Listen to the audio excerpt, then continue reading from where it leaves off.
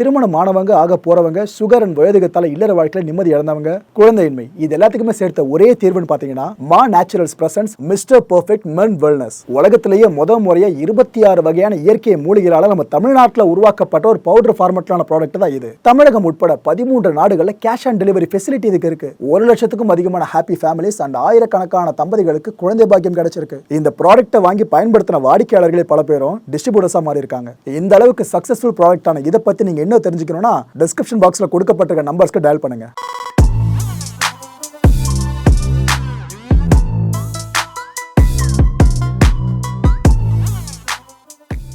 வணக்கம். Big topic with Karthik Mayakumar. லெபனான்ல IDF அவங்களோட ருத்ரதாண்டவ அட்டாக்க ஆரம்பிச்சிட்டாங்க. இதை பத்தியும் இந்த விவகாரத்தில் அடுத்த கட்ட எஸ்கலேஷன்ஸ் இருக்குல்ல, அதை பத்தி நான் முழுக்க பேச போற நிகழ்ச்சிக்குள்ள போலாம்.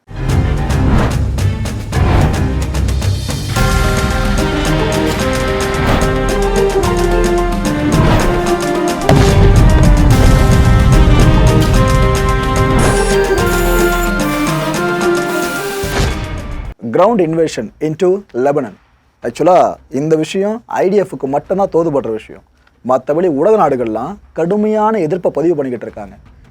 ஏற்கனவே காசால அப்படி அடித்து துவச்சிட்டீங்க, வெஸ்ட் பேங்க்ல வேறு இன்னும் நீங்கள் அட்டாக் பண்ணிட்டு இருக்கீங்க, ரெய்டு வேறு பண்ணுறீங்க, அரெஸ்ட் பண்ணிட்டு இருக்கீங்க. இதெல்லாம் பார்த்தாதுன்னு லெபனான் வரைக்கும் இப்போ போகணுமாங்க? அங்கே போதும், கிரவுண்ட் இன்வேஷன்லாம் வேணாமே. ஏன்னா கிரவுண்ட் இன்வேஷன் அப்படின்னாலே நீங்கள் போகிற இடம்லாம் சுட்டுக்கிட்டே போவீங்க. அங்கே ஹெஸ்புல்லா அமைப்பினர் கூட பொதுமக்கள் இருக்காங்கன்னா அவங்கள சேர்ந்து உயிரிழப்பாங்க. அதுவும் நீங்கள் பீரங்கி டேங்கெல்லாம் கொண்டு போனீங்கன்னா முடிஞ்சு போயிடுச்சு, கொத்தா உயிர்கள் பறி போகும். ஸோ இந்த இன்வேஷன் வேண்டாமே அப்படின்னு ஐக்கிய நாடுகள் சபை வரைக்கும் கேட்டுக்கிட்டு இருக்கு. அந்த பொதுச்செயலாளர் அவ்வளோ கதறிக்கிட்டு இருக்காரு, இஸ்ரேல் காதலியே போட்டுக்கல. அவ்வளோ ஐயா அமெரிக்கா கதறிக்கிட்டு இருக்கு, இன்வேஷன் வேணான்றாங்க அவங்களும். இதே தான் காசா இன்வேஷன் அப்போ அமெரிக்கா சொல்லிச்சு. ஆனால் அதுக்கப்புறம் ஸ்டாண்டில் தெளிவாக நின்னாங்களா? இல்லையே. பெரிய தலைகள் போட்டு தள்ளப்படுறப்ப முதல்ல வாழ்த்து சொன்னது அமெரிக்கா தான் இஸ்ரேலுக்கு. இப்போவும் இஸ்ரேல் டெம்ப்ளேட்டா லெபனானுக்குள்ளே போக வேணாமே, இந்த கிரவுண்ட் இன்வேஷன் வேணாமே அப்படின்றாங்க. ஆனால் யார் என்ன சொன்னாலும் ஐடிஎஃப் காது கொடுத்து கேட்குற மாதிரியே தெரியல. அவங்க மிகப்பெரிய தாக்குதலை லெபனானில் ஆல்ரெடி பண்ண ஆரம்பிச்சிட்டாங்க. நல்லா கவனிச்சிங்க, விமானப்படை தாக்குதல்கள் கிடையாது, தரையில் இறங்கி ஃபுல்லாக எல்லாரும் அடிக்கணும். ஐடிஎஃப் இப்போ என்ன ஸ்டேட்மெண்ட் வெளியிட்டிருக்காங்கன்னா, எல்லையோர லெபனான் மக்கள் இருக்கீங்களே, உடனடியாக நீங்கள் வெளியேறுங்க, அங்கே இருக்காதீங்க, உங்கள் உயிருக்கு பாதுகாப்பு கிடையாதுன்னு ஐடிஎஃபே கிளைம் பண்ணுது. உங்கள் கூட தான் ஹெஸ்புல்லா அமைப்பினர்லாம் மறைஞ்சிருக்காங்க. அதாவது நீங்கள் வாழ்கிறதுக்காக வீடை கட்டி வச்சுருப்பீங்க, ஆனால் அந்த வீடுகளுக்குள்ள ஹெஸ்புல்லா அமைப்பினர் தஞ்சம் அடைஞ்சிருக்காங்க. அவங்களோட ஏவுகணைகள்லாம் உங்கள் வீட்டோட கரேஜில் தான் நிறுத்தி வச்சுருக்காங்க ஃபுல்லாக. அதனால் நீங்கள் அங்கே இருக்காதீங்க, நாங்கள் அவங்கள டார்கெட் பண்ணி அடிக்கிறப்ப நீங்களும் கொலாட்ரல் டேமேஜாக உள்ள வர நேரிடும். உங்கள் குடும்பத்தினரை உடனடியாக நீங்கள் பத்திரப்படுத்துங்க. இட் மீன்ஸ் பாதுகாப்பான இடங்களுக்கு அவங்கள கூட்டிகிட்டு போங்கன்றாங்க. குறிப்பாக அங்கே இருக்கிற கட்டடங்களுக்குள்ளே யாரும் இருக்காதீங்கன்னு ஐடிஎஃப் வார்ன் பண்ணியிருக்கு. ஸோ ரிசல்ட் போய் தெரிஞ்சிருச்சிங்க. கட்டடங்களுக்குள்ளே யாருமே இருக்காதீங்கன்றாங்கன்னா அந்த லெபனான் பார்டர் பகுதியில் இருக்க கட்டடங்கள் இருக்குல்ல, இப்போ இருக்க கட்டடங்களையும் ஒரு மாதம் கழித்து எந்த கட்டடங்கள் தோற்றத்தையும் நீங்களே பாருங்கள், உங்களுக்கே ஆச்சரியமாக இருக்கும். ஏன்ப்பா அவ்வளோ பெரிய பில்டிங் ஒன்றுமே காணுமே, எல்லாம் சரிச்சு வச்சுருக்கீங்கன்னு நீங்களே ஃபீல் பண்ணுவீங்க. ஐடிஎஃப் சொல்லிட்டு அடிக்கிறாங்க இந்த முறை. என்ன ஆக போது தெரியல லெபனான் முழுக்கவும். அப்பாஸ் அர்காச்சி, ஈரானோட வெளி உறவுத்துறை அமைச்சர், இவர் என்ன சொல்லியிருக்காருன்னா, உண்மையிலேயே நஸ்ரல்லா இழப்புன்றது எங்களுக்கு ஒரு பேர் இழப்பு தான் அப்படின்னு கன்ஃபர்மேஷனை கொடுத்துருக்காருங்க. ஸோ ஈரானும் டிக்ளேர் பண்ணிட்டாங்க நஸ்ரல்லாவோட டெத்தை. இதனால் இஸ்ரேலோட அஸ்தமனம் இருக்குல்ல, இது வேகமாக ஆரம்பிச்சிருக்கு அப்படின்னு இருக்காங்க. ஆக்சுவலாக இஸ்ரேல் என்ன தெரியுமா சொன்னாங்க? முதல்ல இந்த ஈரானோட ப்ராக்சிஸ் பல பேர் இருக்காங்கல்ல, அதில் மிக முக்கியமான நபர் இந்த நஸ்ரல்லா தான். அவனை போட்டு தள்ளினா போதும், மற்றவங்களை ஈஸியாக முடிச்சிடலான்னு இஸ்ரேல் ஏற்கனவே சொன்னாங்க. ஈரானுக்கு எடுத்துகிட்டு அதை ஆமோதிக்கிற மாதிரி தான் பேசுகிறாங்க. பேரிழப்புன்ற வார்த்தையை பயன்படுத்துகிறாங்க நஸ்ரல்லாவோட மரணன்றது. மேற்கு ஆசியாவில் இஸ்ரேலுக்கு எதிர்காலமே இனி இருக்காது. அமைதியை விரும்பாத இஸ்ரேல் இருந்து என்ன பிரயோஜனம்? இஸ்ரேலோட கிரைம் பார்ட்னர் எப்போவுமே அமெரிக்கா தானே வழக்கம்போட குற்றம் சாட்டுறாங்க. ஆனால் ஒன்று கவனிச்சிங்களா, இஸ்ரேல் எதுவுமே அறிவிக்க மாட்டுது, ஆனால் அடித்து முடிச்சுட்டு டார்கெட்டை முடிச்சுட்டு வந்துட்டே இருக்கு. ஈரானும் மற்ற ப்ராக்சிஸும் அனௌன்ஸ்மெண்ட் தான் பண்ணிக்கிட்டு இருக்காங்க. பெருசாக ஒரு இம்பேக்டை இந்த இஸ்ரேலுக்கு எதிராக அவங்களால நிகழ்த்தவே முடியல. இதுதான் ரெண்டு தரப்புக்கும் நடுவில் இருக்க வித்தியாசமே.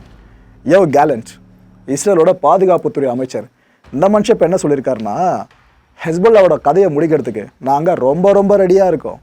இனிமேல் வடக்கு இஸ்ரேலுக்கு அவனை அச்சுறுத்தலே வரக்கூடாது இந்த ஹெஸ்புல்லா கிட்ட இருந்து.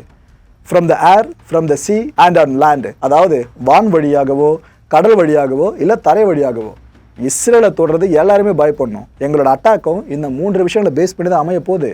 இந்த முறை இந்த 3த்தையும் பேஸ் பண்ணி நாங்கள் அடிக்கிற அடியில் ஹெஸ்புல்லா திரும்ப எழுந்திருக்காதுன்னு இவரோட திடமான முடிவு எடுத்தான் சொல்லியிருக்காருங்க.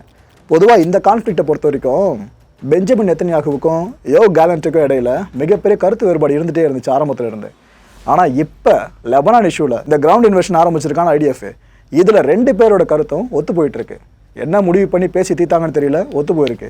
ஸோ 2 பெருந்தலைகளும் ஸ்ட்ராங்காக அடிக்க போகிறாங்க. ஹெஸ்போலா நிலைமை நினச்சா தான் கவலையாக இருக்குது பல பேருக்கு.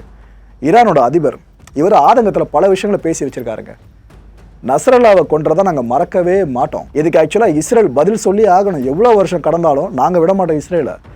தலைவர் படுகொலையால் விடுதலை இயக்கங்கள் எப்பவுமே முடங்கிடாது. இப்போயாவது இஸ்லாமிய நாடுகள் ஒன்றிணையணும்னு இஸ்ரேலுக்கு எதிராக இஸ்லாமிய நாடுகளை அணிதிரட்டுற முயற்சியில் திரும்ப ஒரு முறை ஈரான் அதிபர் இப்போ ஈடுபட்டிருக்காரு. இதோடு நிற்கலங்க, அவர் இஸ்ரேலோட கிரிமினல் ஆக்ஷன்ஸை தடுத்தே ஆகணும். நஸ்ரல்லாவை கொல்றதுக்கு ஆர்டர் இஷ்யூ பண்ணது அமெரிக்கா தான் சொல்கிறாரு. இதுக்கு முன்னாடி ஹெஸ்புல்லா என்ன சொல்லிக்கிட்டு இருந்துச்சு அமெரிக்கா சார்ந்து, அதே தான் ஈரான் தரப்பும் சொல்லுது. எதிர்காலத்தில் அப்பாவி மக்களை காக்கிறதுக்கு ஒரே ஒரு வழி மட்டும்தான் இருக்குது. அது என்னன்னா ஹெஸ்புல்லாவுக்கான நம்மளோட ஆதரவை வழங்குறது தானே ஓப்பனாக டிஸ்க்ளோஸ் பண்ணியிருக்காரு இந்த மசூத் பெசஷ்கியானு. ஏன்னா இதுக்கு முன்னாடி மறைமுகமாக அவங்க சப்போர்ட் பண்ணிட்டு இருந்தாங்க ஹெஸ்புல்லாக்கு. ஆனால் இப்போ பார்த்தீங்களா, உலக மக்கள் எல்லாம் நீங்கள் ஹெஸ்புல்லாக்கு சப்போர்ட் பண்ணிங்கன்னா இஸ்ரேல் கூட்டத்தை அடக்கலான்னு ஓப்பனாக ஒரு நாட்டோட அதிபரே பேசியிருக்காருங்க இப்போ. ஸோ ப்ராக்சின்ற விஷயம் இதை விட யாராலையும் கன்ஃபர்மேஷன் பண்ணி சொல்ல முடியாது. ஓகே சரி ப்ரோ, இது உண்மையாக பொய்யா? நஸ்ரல்லாவை போட்டு தள்ளுற விஷயம் சார்ந்த ஆர்டரை அமெரிக்கா கொடுத்துச்சா இல்லை ஐடிஎஃப் தன்னிச்சையாக முடிவு பண்ணி அடிச்சுதான்? இந்த கேள்வி நம்ம மனசில் இருக்குல்ல. இதுக்கு அமெரிக்கா என்ன பதில் சொல்லுதுன்னா, இல்லைங்க எங்களுக்கு இதை பற்றி தெரியவே தெரியாது. இஸ்ரேல் இது போல் அட்டாக் பண்ணி நஸ்ரல்லாவை போட்டு தள்ள போகிறாங்கன்னு ஒரு சின்ன இன்ஃபர்மேஷன் கூட எங்ககிட்ட கொடுக்கலன்னு அமெரிக்கா சொல்லிக்கிட்டு இருக்கு. அப்புறம் எப்படி நஸ்ரல்லாவை எக்ஸிக்யூட் பண்ணால் நிறைய எதிர்ப்புகள் வரும்னு இஸ்ரேலுக்கு தெரியும். தெரிஞ்சிருந்தா கொண்டு இருப்பாங்க. இந்த கேள்விக்கான பதில் கிடைக்க மாட்டதில்ல. அந்த பதிலை லைட்டாக தேட முற்படுவோம். இப்போ சோர்ஸஸ் என்ன வெளியாக இருக்குன்னா, லாய்ட் ஆஸ்டின் இருக்கார்ல, அமெரிக்காவோட டிஃபென்ஸ் செக்ரட்டரி, அவர் மிகப்பெரிய அளவுக்கு கோபத்தை பதிவு பண்ணியிருக்காராம் இஸ்ரேல் கிட்ட. எதுக்காக இந்த நேரத்தில் நஸ்ரல்லாவை போட்டு தள்ளிங்க, எங்ககிட்ட இதுக்காக நீங்கள் அக்னாலஜ்மெண்ட் எதுவுமே வாங்கலை அப்படின்ட்டு அங்கே கோவப்பட்டுக்கிட்டு இருக்காராம். ஆக்சுவலாக யூஎஸ் சோர்ஸஸ் இப்போ என்னென்ன சொல்லுதுன்னு பார்த்தீங்கன்னா, லாஸ்ட் மூமெண்ட்டில் தான் லாய்ட் ஆஸ்டின் கிட்டேயே இந்த ஐடிஎஃப் சொல்லியிருக்கான். அதாவது இன்ஃபர்மேஷன் வந்துட்டு இருக்கு, உளவு தகவல் கிடச்சிருச்சு நஸ்ரல்லா அங்கே தான் வராருன்னு சொல்லிட்டு. அந்த டைமை தாண்டி சில மணி நேரங்களுக்குள்ள தான் அவருக்கு இன்ஃபர்மேஷனை கொடுத்துருக்காங்களாம். அதாவது அவரை கொல்றதுக்கு சில நிமிஷங்களுக்கு முன்னாடி தான் இன்ஃபர்மேஷன் இவருக்கு போயிருக்கான் லாய்ட் ஆஸ்டினுக்கு. கடைசி நேரத்தில் அவரை இன்ஃபார்ம் பண்ணா அவர் என்னங்க சொல்ல முடியும்? ஸோ அவருக்கு என்ன டிசிஷன் எடுக்கிறதுன்னு தெரியலையா. அதாவது இப்போ பிடிச்சி ஏறிக்கிட்டு இருக்காரு அவர் இந்த ஐடிஎஃப்பை. கடைசி நேரத்தில் சொல்லாதீங்க, முதல்ல ஆக்ஷன் எடுக்கும் போதே சொல்லுங்கள், அப்போ தான் நாங்கள் தான் இன்புட் கொடுக்க முடியும்னு அவர் இப்போ கொந்தளிச்சுட்டு இருக்காராம். ஆக்சுவலாக கேலண்ட் இருக்கார்ல, இஸ்ரேலோட பாதுகாப்புத்துறை அமைச்சர், இவர்கிட்ட லாய்ட் ஆஸ்டின் தொடர்ந்து பேசிக்கிட்டு தான் இருக்காரு. ஆனால் அப்படி இருந்தும் கூட அவருக்கு இன்ஃபர்மேஷனை பாஸ் பண்ணலை இவங்க. ஏன்னா ஐடிஎஃப்க்கு தெரியும் அமெரிக்கா ராஜாங்க ரீதியாக ஏதாவது வேலையை காட்டுவாங்க, நாம் நெருங்கிய நேச நாடு தான். ஆனால் அவங்க கடைசி நேரத்தில் தாக்குதல் பண்ணாதீங்கன்ட்டாங்கன்னா கிடைச்ச பெரிய டார்கெட்டை விட்டுரும். அதுவும் அவர் கூட நிறைய பேர் வேறு இருக்காங்க டார்கெட்ஸ்லாம். இந்த வாய்ப்பை மிஸ் பண்ணக்கூடாதுன்னு இஸ்ரேலே தன்னிச்சையாக முடிவு பண்ணி அடித்த மாதிரி தாங்க இருக்குது. இன்னும் சில ஸ்பெசிஃபிக்கான புள்ளி விவரங்கள் சொல்லணும்னா, இந்த 2 பேர் இருக்காங்களே, கேலண்ட்டும் லாய்ட் ஆஸ்டினும், இவங்க 2 பேரும் இந்த காசா வார் ஆரம்பிச்சதுலேருந்து இப்போ வரைக்குமே பார்த்தீங்கன்னா 125 முறைக்கு மேலே பேசியிருக்காங்க. அவ்வளோ தூரம் பேசினவங்களுக்கு மத்தியில் இந்த ஒரு இன்ஃபர்மேஷன் மட்டும் பாஸ் பண்ணாமல் இருந்திருக்கு. ஸோ ஐடிஎஃப் எந்த அளவுக்கு தன்னிச்சையாக அடிச்சுக்கிட்டு இருக்கான்னு மக்கள் இப்போ உங்களுக்கு புரியும். இதுக்கு மத்தியில் ஐடிஎஃப் என்ன பண்ணியிருக்கு, சிரியாவை அகைன் சீண்ட ஆரம்பிச்சிட்டாங்க. சிரியாவோட கேபிட்டல் இருக்குல்ல டமாஸ்கஸ், அங்கே ஒரு மிகப்பெரிய விமானப்படை தாக்குதலை இஸ்ரேல் பண்ணியிருக்கு. அங்கேயும் பார்த்தீங்கன்னா இந்த ப்ராக்சிஸ் இருக்காங்களே, இந்த ஈரானோட ப்ராக்சிஸு, அவங்க டார்கெட் பண்ணி தான் இந்த அட்டாக் பண்ணியிருக்காங்க. ஆனால் இதில் கொடுமை என்னென்னா, 3 சிவிலியன்ஸ் கொல்லப்பட்டதா இப்போ செய்தி வெளியிட்டிருக்குங்க. அரசு சார்பு ஊடகமே இந்த செய்தியை கன்ஃபார்ம் பண்ணி வெளியிட்டிருக்கு. ஏன்னா நீங்கள் ஹெஸ்புல்லா அமைப்பினரும் மற்ற ப்ராக்சி சார்ந்து கொள்வது வேறு, பொதுமக்கள் வரைக்கும் நீங்கள் கை வைக்கிறீங்கன்னா அந்த குடிமக்கள் சார்ந்த நாடு இருக்குல்ல, அது வந்து பஞ்சாயத்துக்கு நிற்கும். இப்போ சிரியாவோட 3 சிவிலியன்ஸ் கொல்லப்பட்டிருக்காங்கன்னா விஷயம் இன்னும் பெருசாக போகுதுங்க. ஆனால் இஸ்ரேலோட தைரியம் இருக்குல்ல, பாராட்டி ஆகணும் தான் சொல்லணும். ஒரே நேரத்தில் எவ்வளோ இடங்களை அட்டாக் பண்ணிட்டு இருக்காங்க பார்த்தீங்களா. காசாவில் ஆரம்பித்தாங்க, அப்படியே வெஸ்ட் பேங்குக்கு போனாங்க, லெபனானு, எமன், சிரியானு, இவ்வளோ இடங்களில் ஒரே நேரத்தில் அடிச்சுக்கிட்டு இருக்காங்க. என்ன எஞ்சி இருக்கிறது, ஈரானும் ஈராக்கும் மட்டும்தான். யாருக்கு தெரியும், அடுத்த சில நாட்களுக்குள்ள ஈராக்ல இருந்து தாக்குதல்கள் இன்னும் அதிகமாகலாம். ஆல்ரெடி ரெசிஸ்டன்ஸ் மூலமாக அதிகமாகிட்டு இருக்கு. அது இன்னும் அடுத்த கட்டத்துக்கு போகிறதுக்கும் நிறைய வாய்ப்புகள் எழுந்திருக்கு. இதில் அல்டிமேட்டாக ப்ராக்சிஸ் கதையெல்லாம் முடித்த பிற்பாடு மிஞ்சி இருக்கிறது ஒரே ஒரு நாடு, ஈரான். அதை இஸ்ரேல் நேரடி போரில் சந்திக்காமல் இருக்கிற வரைக்கும் உலகத்துக்கு நல்லது. நஸ்ரல்லான்ற ஒருத்தரை போட்டு தள்ளினாங்க. இதை சார்ந்த போராட்டங்கள் இருக்குல்ல, பல நாடுகளை வெடிக்க ஆரம்பிச்சிருச்சு. நாம் சில நாட்களுக்கு முன்னாடியே சொல்லியிருந்தோம், நஸ்ரல்லாவை பழித்திக்கிறதுக்கு காரணமாக பல இஸ்லாமிய நாடுகளில் போராட்டங்கள், புரட்சிகள் வெடிக்க வாய்ப்பு இருக்குன்னு. இப்போ நடந்திருக்கு லிட்ரலாக. பாகிஸ்தானோட கராச்சி பகுதியில் மிகப்பெரிய போராட்டங்க, அது மிகப்பெரிய வன்முறையாக முடிஞ்சிருக்கு கடைசியில். அங்கே இருக்க அமெரிக்க தூதரகம் இருக்குல்ல, அதோட வளாகத்தில் திரண்டாங்க பாருங்க மக்கள். ஏற்கனவே பாகிஸ்தானில் பொருளாதார ஸ்தம்பித நிலை. அந்த அளவு கஷ்டப்பட்டு இருக்க நாட்டில் மார்க்க சித்தாந்தம் அடிப்படையில் இவ்வளோ மக்கள் திரண்டிருக்காங்க. இவங்க எல்லாருமே அமெரிக்க தூதரகம் முன்னாடி எதுக்கு சூழ்ந்திருந்தாங்கன்னு கண்டிப்பாக உங்களுக்கே தெரிஞ்சிருக்கும். எல்லாரும் இந்த ஆன்டி இஸ்ரேல் வாசகங்களை தான் ஃபுல்லாக முன்மொழிஞ்சிட்டு இருந்தாங்க. அவங்களோட கோஷங்கள் முழுக்க முழுக்க இஸ்ரேல் எதிர்ப்புக்கானதாக மட்டும்தான் இருந்துச்சு. அதாவது எங்களுக்காக போராடுற தலைவர்களை நீங்கள் கொண்டுகிட்டே இருக்கீங்கன்னா இது எப்படி நாங்கள் ஏற்றுக்க முடியும் அப்படின்றாங்க. அதாவது நஸ்ரல்லாவை அவங்க பெரிய தியாகியாக பார்க்குறாங்க. ஆனால் இஸ்ரேல் கண்ணோட்டத்தில் அவன் ஒரு பயங்கரவாதி அப்படின்னு அவங்க சொல்லிக்கிட்டு இருக்காங்க. உச்சக்கட்ட வன்முறை வெடிக்குதுங்க. அங்கே போலீஸார் எவ்வளோ பேர் வந்தாலும் தடுக்க முடியல. இந்த கற்கள்லாம் வச்சு எல்லாம் வீச ஆரம்பிச்சிட்டாங்க போலீஸை நோக்கி. அங்கே போராட்டக்காரங்கள்லாம் ஒரு இடத்துல கண்ணீர் புகை குண்டுகள் இருக்குல்ல, அதை பிரயோகப்படுத்துகிறாங்க போலீஸ்காரங்களாம். இன்னொரு பக்கம் லத்தி சார்ஜ் வரை நடக்குது. அதோட நிகழ்வை மறைக்க முடியாது. ஒரு போராட்டக்காரர் மேற்சட்டை கிடையாது, கீழே அந்த அடிக்கிற வெயிலில் அந்த தார் ரோட்டில் கீழே படுத்துட்டு இருக்காருங்க. போட்டு மிதிக்கிறாங்க பாருங்க போலீஸ் அவரை, அவ்வளோ அடி. நான் சொல்கிறது ஒரு உதாரணம். இது மாதிரி தான் அந்த வன்முறையில் ஈடுபட்ட பல பேருக்கும் போலீஸார் ட்ரீட்மெண்ட் கொடுத்துருந்தாங்க. ஆக்சுவலாக இது போல் போராட்டங்கள் நிறைய வெடிக்குதுல நஸ்ரல்லாவோட படுகொலை சார்ந்து. இது போல் போராட்டங்களை அதிகமாக லீட் பண்ணி கொண்டு போகிறது இந்த மார்க்க ரீதியிலான அமைப்புகள் இருக்குல்ல, அவங்க தான். இதில் இந்த போராட்டத்தை பேஸ் பண்ணி சொல்கிறதா இருந்தால் வஹ்தாஹித் முஸ்லிமின் அப்படின்ற இந்த அமைப்பு தான் இவ்வளோ போராட்டங்களுக்கும் ரெஸ்பான்சிபிலிட்டியாக இருக்காங்க. அங்கே இது போல் போராட்டம். அப்படியே கொஞ்சம் இந்த பக்கம் வாங்க, நெதர்லாண்ட்ஸ் பக்கம். நெதர்லாண்ட்ஸோட ஆம்ஸ்டர்டாம் இருக்குல்ல, அங்கே மிகப்பெரிய ஆன்டி இஸ்ரேல் ப்ரொட்டஸ்ட் நடந்திருக்கு. முழுக்க முழுக்க இஸ்ரேலுக்கு எதிரான பல முழக்கங்களை தான் அங்கே போராட்டக்காரர்கள் எல்லாருமே எழுப்பியிருந்தாங்க.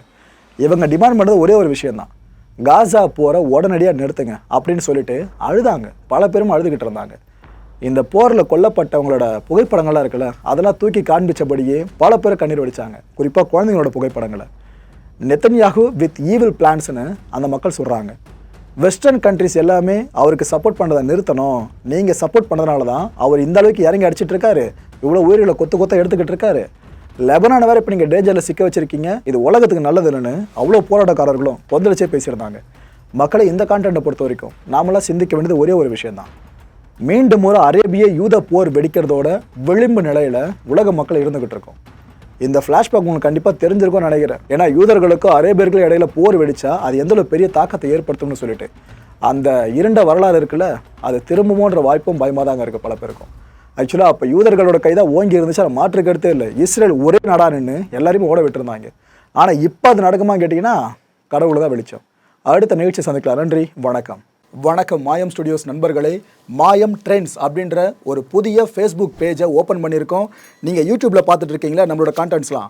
இதெல்லாம் விட ஒரு படி மேலே ரொம்ப கிறிஸ்பாகவும் ரொம்ப சூப்பராகவும் நிறைய கான்டென்ட்ஸ் உங்களுக்கு இந்த பேஜில் காத்துட்ருக்கீங்க. ஸோ உடனடியாக ஃபேஸ்புக் பிளாட்ஃபார்ம் போங்க, மாயம் ட்ரெண்ட்ஸ்னு டைப் பண்ணி சர்ச் பண்ணி நம்ம பேஜை ஃபாலோ பண்ணுங்கள். அப்படியே நம்ம சேனலையும் நீங்கள் சப்ஸ்கிரைப் பண்ணிட்டீங்க அப்படின்னா இன்னும் நிறைய புது கான்டென்ட்ஸை உங்களுக்காக ப்ரொடியூஸ் பண்ணி கொடுத்துக்கிட்டே இருப்பாங்க. நீங்கள் பண்ணுற ஒவ்வொரு சப்ஸ்கிரிப்ஷனும் எங்களுக்கு பெரிய மோட்டிவேஷனாக அமையும்.